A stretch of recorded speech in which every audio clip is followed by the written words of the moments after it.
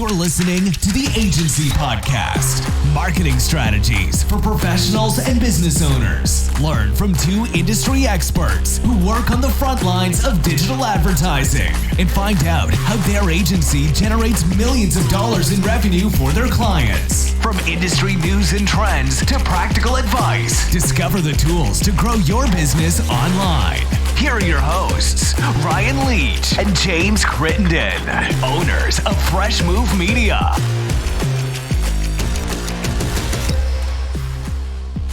Okay, so welcome to episode 6 of the Agency Podcast.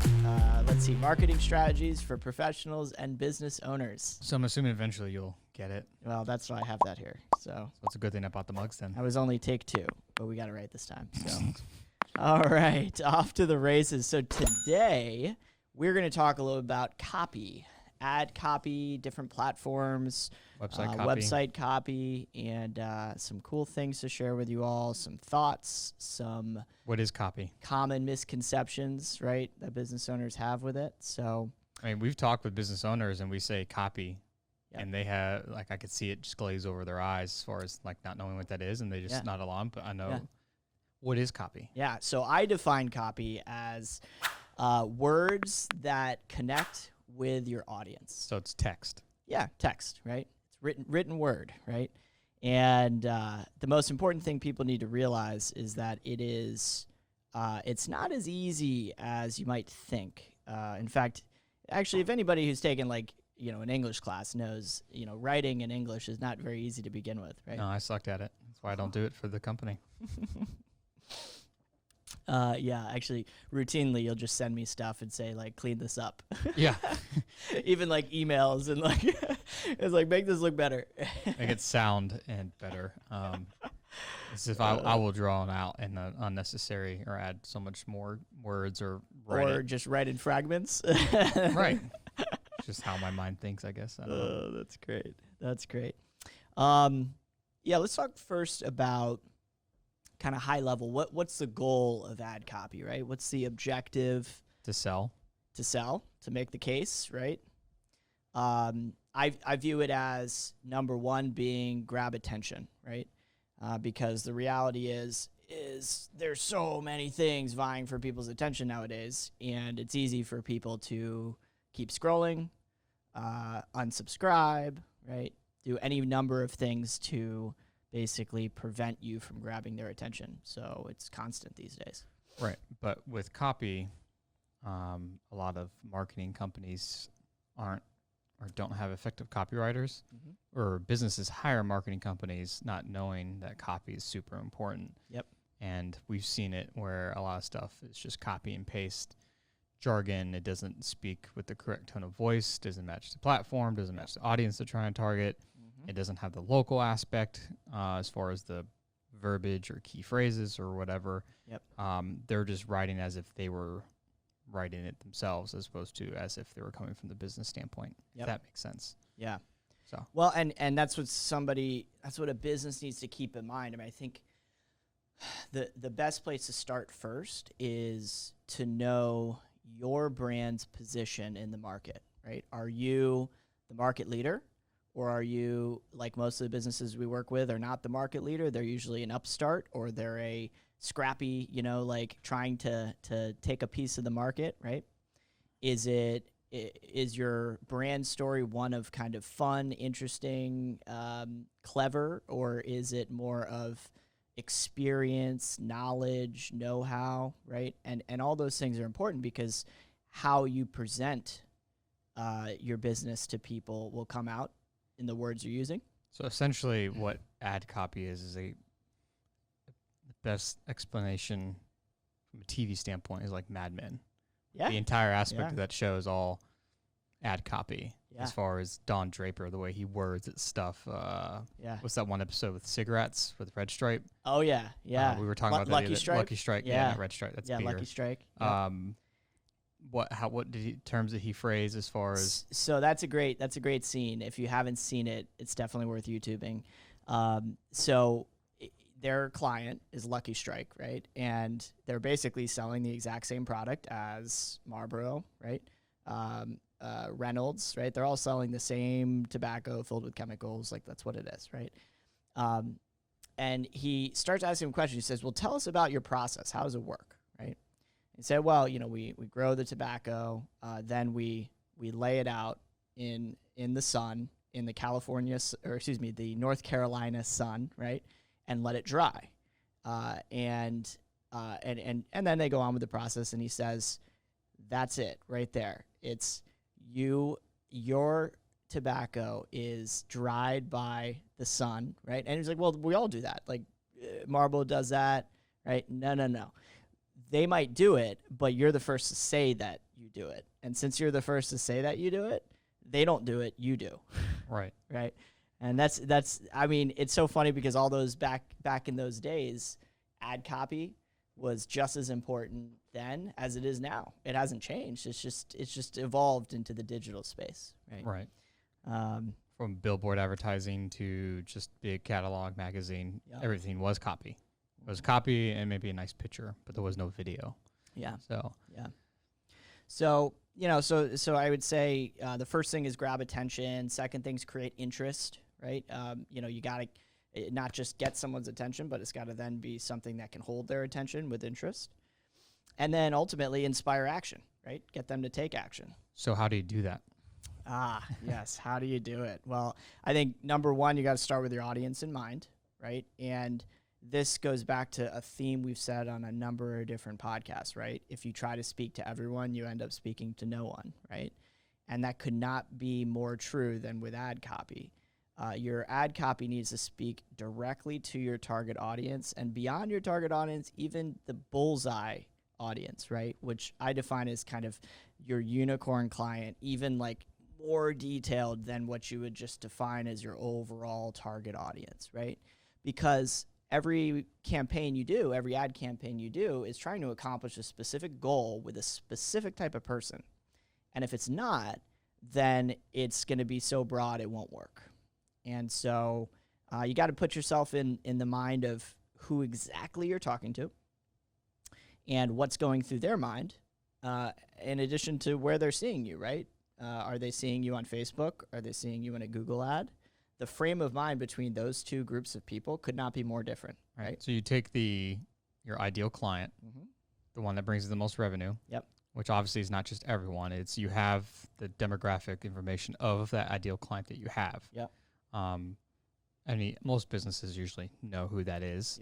So then you take that and then you target and speak to that audience, and you can run campaigns to that. And then if you have another subset of customer base that's totally different, you can create ad content that matches that person's tone of voice and verbiage and all that stuff. It's just knowing how to segment the data and then speak to those people and have different separate campaigns. So like when we run Google ad campaigns, for Google ads, we don't just have one campaign with, well, it depends on the client, but the majority of our campaigns, we have separate campaigns going, speaking to different things for what people are looking for, because that company could offer different services, or we're targeting a certain market. So like if we're doing Google ads in Maryland, we might have a different verbiage versus Google ads in Richmond, Virginia, or whatever. So it's knowing how to parse, segment the data, and speak to those people, but not try to speak to everyone.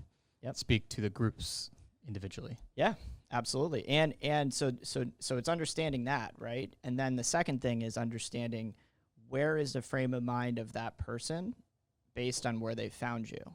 So if they found you on Facebook and you're running a Facebook ad, the reality is that person is a completely different frame of mind than someone who found you on a Google search ad, right? A Google search ad, they're actively seeking out something specific.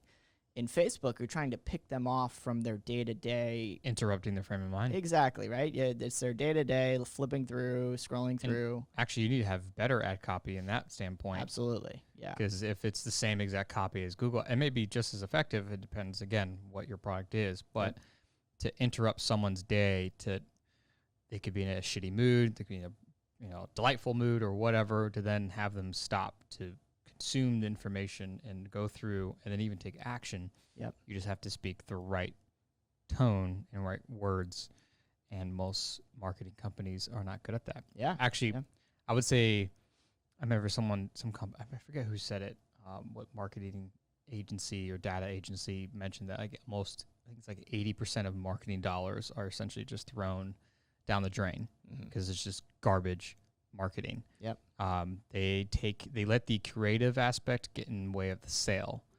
And that is like we spoke about this last podcast with like how Harmon Brothers, if you let the creative get in the way of the sale, you're just making a really nice video that's attractive to the eyes. It looks cool. Yeah. But did you sell anything? Yep. No. So you actually failed from a marketing standpoint. And some people focus so much on the creative aspect because there are like award ceremonies for like lavish advertising campaigns on the looks and everything, but they actually a lot of times they don't look at the effectiveness of the sale of the campaign, which is at the end of the day, that's the point.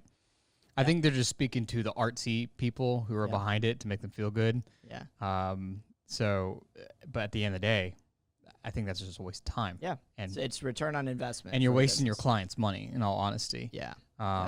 Like some of these, like I would say car commercials are like, I think car companies are starting to realize it, and some of the car commercials are getting better. But most car commercials, they focus so much on the creative aspect, and you didn't sell me shit. Well, not necessarily the local franchise owners, right? But what you're talking about is the overall brand. The overall brand commercials. Yeah. I mean, even like Lexus running an ad for Lexus corporate, right? Right. Yeah. Exactly. Yep. Or like when was it Lincoln with Matthew McConaughey? Yeah. I love Matthew McConaughey, but his fucking ads don't sell. In the front I'm seat. still not going to buy a What's fucking. What's he doing with his fingers? It's funny. Did you see that SNL on that? Yeah, I did. Yeah, with Jim Carrey. Who are these children in the back? But it did not sell me on why I should buy a Lincoln. Yeah. It's that is 100% someone being creative with the video that they wanted to create. But I'm curious, how many Lincolns did it sell? Yeah. Not much, because you don't see that ad as much. Yeah. But then if you look at like Progressive with Flow, that ad campaign has been going on for a while now. Yeah.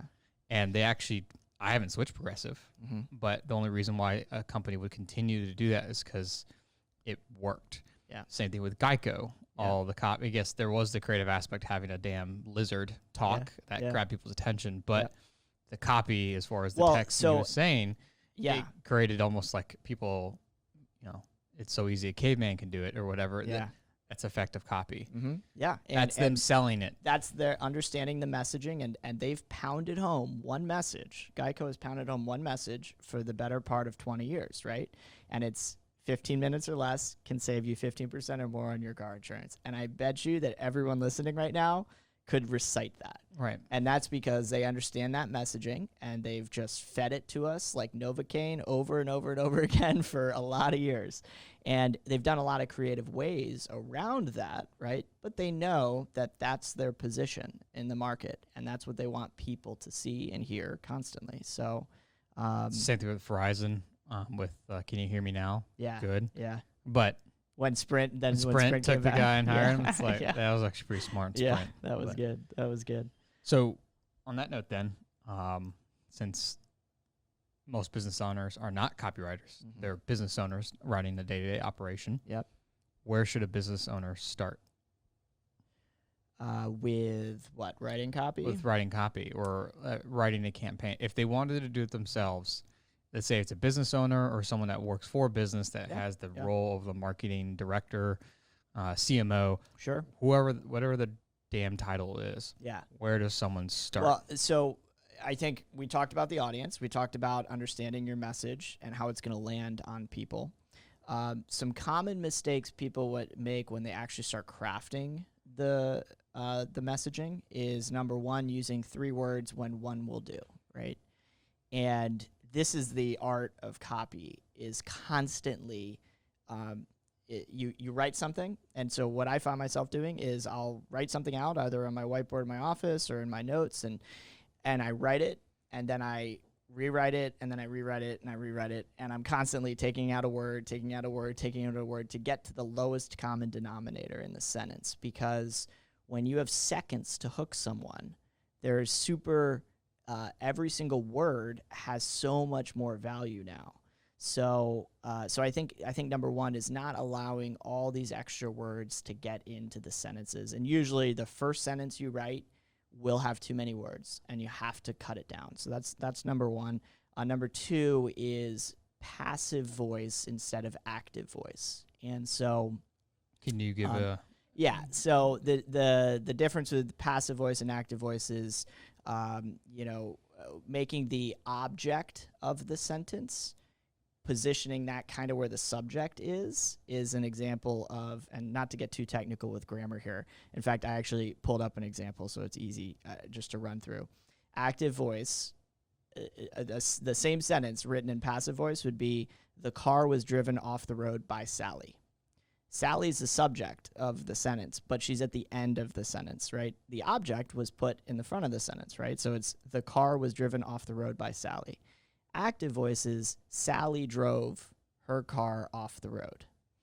And it's a subtle difference grammatically, but it makes a huge difference with how you read it. Reading active voice is more pleasurable, easy to understand, it's direct and to the point. So if you're using passive voice, a lot of times what you're doing is confusing the reader unnecessarily, or they have to think about the sentence more. They're like, wait a minute, the car? And now there's all this focus on the car, when the reality is the focus should be on who? Sally, right? Sally went off the cliff, right? That's the important thing. Oh, shit. So you got to lead with the subject in mind, and that's what active voice is. So it's not easy to pick up on. It's something that you got to practice and work on, because all the time I'll even find myself writing sentences, it ends up in passive voice, and I'm like, oh shit, okay, I got to go back and I got to rewrite it, right, to make sure it's active. A tool that's useful for this. Grammarly, yeah, Grammarly. It's a useful tool. It's there's a free version. There's a version, a premium you can pay for. You need to get the paid version. Yeah, and it's really not that expensive, but it's worth it because it really dissects the things like. Or if you're just bad at writing, and someone like myself, it comes in handy sometimes when just sending a basic email. Yeah, just auto fix for you. I mean, the other cool thing, they even have like a plagiarism feature on it. So if like you're writing something out, or you want to make sure that there's not other people using the exact same phraseology, you can do that. There's a lot of cool stuff. Even gets into like word choice and helping you avoid things like I'm gonna go Robin Williams on you here from Dead Poet Society, right? Oh. But he talks about how very is such a wimpy word, right? And you're not very sad, you're morose, right? You're not very tired, right? You're exhausted. And so it's instead of using some simple adjective and then adding very to it, right? Using a more interesting word can many times hook somebody's attention more and make it interesting. So, so not to go full English class here, but those are some things to consider. And then the last thing I would say is effective copy has to speak the native language of the platform. So to your point earlier, right? You can't copy and paste the copy you're using on Google ads to Facebook post, right? Or a Facebook ad, because I mean, you can do whatever you want. Yeah, you can't effectively do it, right? Because think about it. When you're talking about a Google search ad, it's all fragments, right? It's statements, it's keywords. Why is it all fragmented in a Google ad? Well, you have half a second to hook that person and get them to click on your search ad and not somebody else's search ad or an organic response, right? So it's got to be fragmented, quick. It's got to have a few keywords in it that they're looking for, and it's got to snag their attention immediately. Something on Facebook is totally different. If you're able to hook them with whatever visual you have, because let's be real, the copy on Facebook isn't hooking someone to grab their attention initially. It's whatever imagery is along with it, right? It could be the video. It could be the graphic that you're running. That's initially getting the hook. And then the copy has to then reel them in, right? And that can be done with longer form copy. I mean, you can have a longer storytelling type copy on Facebook and have an effective ad because it's a different platform than what they're searching for on Facebook. It's very hard to do that on Instagram. Oh yeah, no, yeah, and that's what people make the mistake of. People, the attention spans on Instagram are even lower than they are on Facebook. Right? I mean, if you're going to do it on Instagram, you just take what you just wrote and do it in video format. Yeah. And then put it on Instagram. There you go. It might work on LinkedIn, but it might make sense to do a summarized version of that on LinkedIn, and maybe to do that in video in a summarized version on LinkedIn in long form video. Because long form video doesn't play well on LinkedIn because there's a max of 15 minutes. Yeah. But which I don't understand why LinkedIn has the 15-minute limit, because I tried uploading a podcast to LinkedIn. Yeah. Because Facebook, I can upload this massive fucking file. Yeah.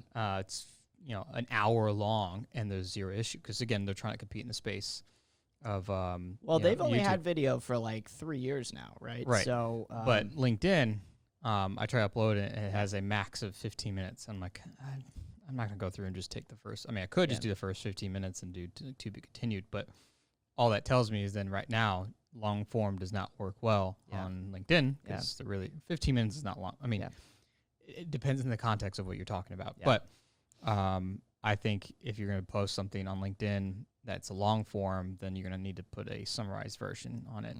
Yeah. So, well, and I think particularly with and that's certainly true of video with copy.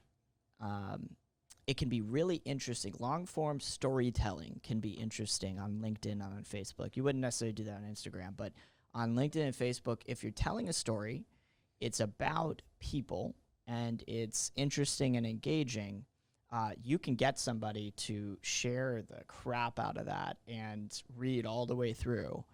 Because on those platforms, I mean, especially on a platform like LinkedIn, attention span is better than it would be on a Facebook or an Instagram because they're there for a reason.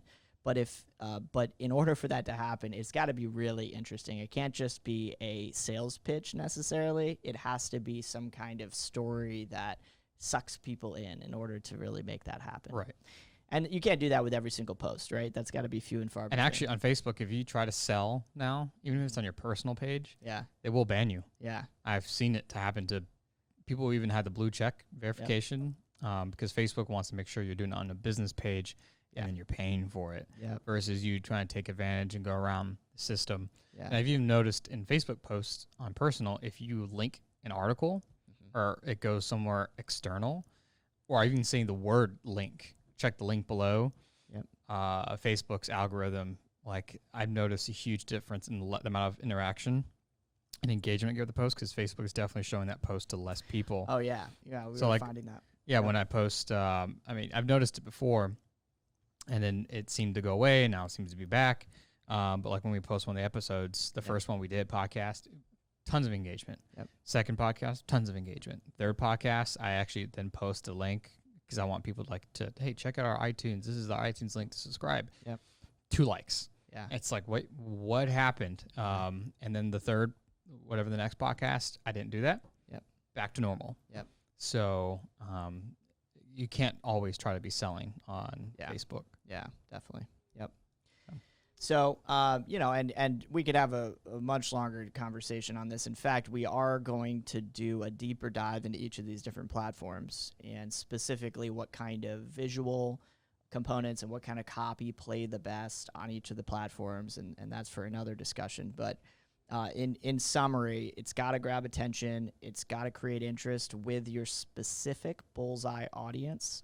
And then it's got to inspire some kind of action on their part. So whenever you hear marketers say call to action, right, that's the button that says CTA. Learn more, right? Or that's the Order now. Hey, check it out, right? Yeah, get your free copy today, right?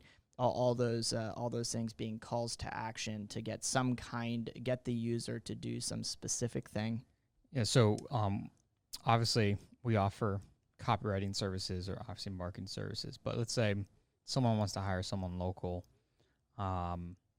or even just hire someone online, what would be some key points someone should look for when hiring a copywriter? So, there's fundamental differences between writing a blog and writing ad copy. So I think that's important to distinguish, and I think it's important to kind of learn what that person's strengths are. Copywriters aren't sellers. Yeah, well, I mean, it's aren't salespeople. Well, not necessarily, but I mean, in the words you're saying, you're making the sale, right? And it's important that all these things I'm saying, using 3 words instead of 1, that all applies to copy and not necessarily to a blog, right? A blog is a totally different rules of the game. So somebody might be really great blog writer, but not have a knack for writing copy. So just understanding what you're looking for, and then does it line up with the person you're talking to. Okay.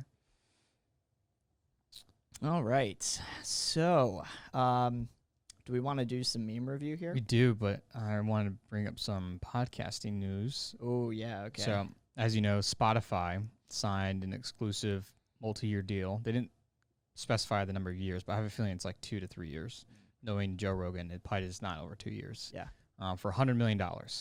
So I think it's September 1st. As of right now, it's going to be on every platform. So Yep. YouTube, YouTube and iTunes has been his majority where his stuff is viewed, but a lot of it's been YouTube lately. And I watch a lot of his YouTube clips, so like segments of the 3-hour podcast, like 10 minutes here, 15 minutes here, because a lot of that 3 hours, a lot of it's bullshit, and just them BSing. Yeah. So it's a lot to get through. So sometimes I like to watch those JRE clips. That's the YouTube channel. But at the end of the year, all those clips will be removed from YouTube and put on Spotify. Spotify is adding video to their platform. So, well, I knew it was exclusive rights, but I thought it was for like future content. So you're saying the stuff that was on there is going away? So as of right now, you'd be able Wow. to, but at the end of the year, all of Joe Rogan's stuff, content videos would be off YouTube. Even the GRE clips, like the 10, 15-minute videos, will now. So Spotify is adding video to their platform because of for Joe Rogan. Yeah, yeah. So he's kind of like their anchor client for that to get that thing kicked off. So, but I have it. My thoughts, the reason why Joe's doing the move is because YouTube is in the space of silencing certain voices, and Joe likes to talk about certain things that would get someone off the platform, and even some notable people. And Joe, that's where his main income comes from. So. I'm fairly certain confident. So they've probably given him more like freedom. Oh yeah, his stuff does not change. Yeah. He's probably going to talk about even more crazy stuff because he gets into conspiracy theories. I mean, that's actually how Joe started, was conspiracy theories. Yeah, yeah. He doesn't talk about it as much as anymore, but I think Spotify, one of his things is like, you will not suppress my speech and whatever. Yeah. But here's the genius thing: like, people think, oh, $100 million, that's a lot of money for Spotify to pay, but since past 48 hours, since Spotify has said that deal and broke the internet and everyone's talking about it, their stock price went up 17.5%. They made $5 billion in 48 hours after the announcement of Joe Rogan's podcast on an exclusive deal. Wow. So the real winner of this is actually Spotify. Yeah. $100 million is a drop in the bucket just from signing this deal. Yeah. So their valuation's gone through the roof. I mean, their stock price was like $116. It went up to like $186 in 2 days. Gosh, wow! Right, so they're worth they were worth $30 billion. Now they're worth $35 billion. Yeah. And also in other news, Zoom Communications, the Zoom for video conferencing, their entire company value net worth is worth more than the top 7 airline companies combined. No. They're worth really? They're worth $48 billion right now because of the market and how like United Airlines and American Airlines and all this, their stock prices have dropped. Yeah. Zoom, fucking video app for doing conference calls and stuff, is worth more than the top 7 airline companies combined. That's amazing. I saw that. I was like, holy shit. Eventually it'll correct. It'll correct. Yeah. But I mean, even still, they are certainly, their user count is through the roof right now. So that's going to have long-term positive ramifications for them. So that's good. All right. Meme review. And so bring up your video, and then I want to share mine with you so you can then put on the Apple TV. Okay. All right. So we're doing mine first? Yeah. All right. Here we go. Up on the screen. Oh, I need the code in order to do that. Oh, there it is. 9033. Okay. So, what is that? I hit the wrong. Keep talking. I mean, my video is pretty good, but I wasn't expecting a round of applause that quickly. So No, your meme's not that good. All right, I sent you the. All right, so. all right, here we go. First on the docket, how to fold a fitted sheet. We all love fitted sheets, right?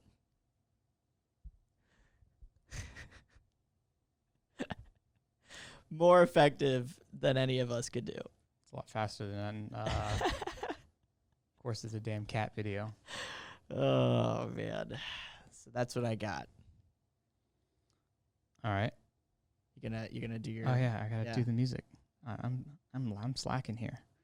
All So right. what I should have done. Now this is well, get the thinking stuff going here. The challenge with this, there it is I didn't take into account knowing my audience as well for this one, because I sent this to a friend of mine that has a cat and responded really great to it. I don't like cats personally, but Ryan here hates cats, so this is probably not gonna get me. I don't hate cats. I just have no intention of ever owning one after living. I have with no them. intention of owning one either. I just think they're like crazy weird animals, and this is a perfect example of that. So All right. So I actually was just trying to connect my iPad to this so we can play the sound of mine so you can hear it. I'll share my screen. But I would say